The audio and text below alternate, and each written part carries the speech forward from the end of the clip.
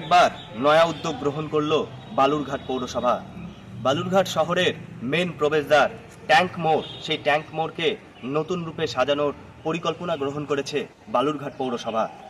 সেই ট্যাঙ্ক মোড়ে 105 ফুট উচ্চতার একটি জাতীয় পতাকা বসানো হবে এবং তার পাশাপাশি সেখানে অবস্থিত ট্যাঙ্ক, সেই ট্যাঙ্কটিকে আরও উচ্চতায় বসানো হবে।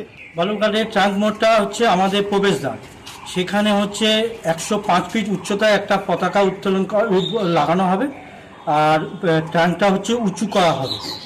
আর আমাদের এটা 1971 সালে যুদ্ধের পর আমাদেরকে উপহার দিয়ে গেছে।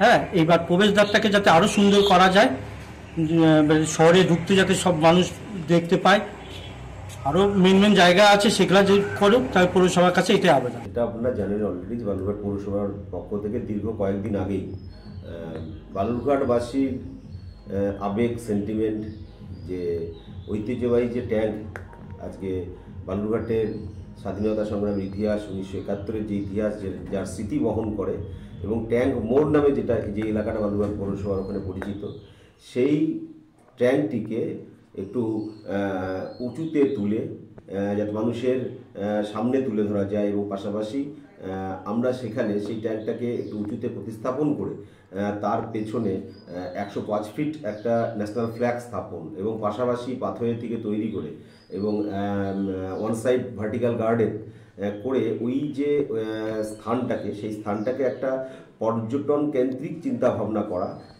এবং মানুষের কাছে এই সামগ্রিক বিষয়টাকে তুলে দেওয়ার জন্য, উপহার হিসেবে তুলে দেওয়ার জন্য আমরা অলরেডি কাজ শুরু করে দিয়েছি। বেশ কয়েকদিন হয়ে গেছে কাজ চলছে। আগামী খুব তাড়াতাড়ি এই কাজটা বালুরঘাটবাসী উপহার হিসেবে বালুরঘাট পৌরসভার কাছ থেকে পাবে। আমার শহর বালুরঘাট থেকে সুমন ভৌমিক, কলকাতা টিভি।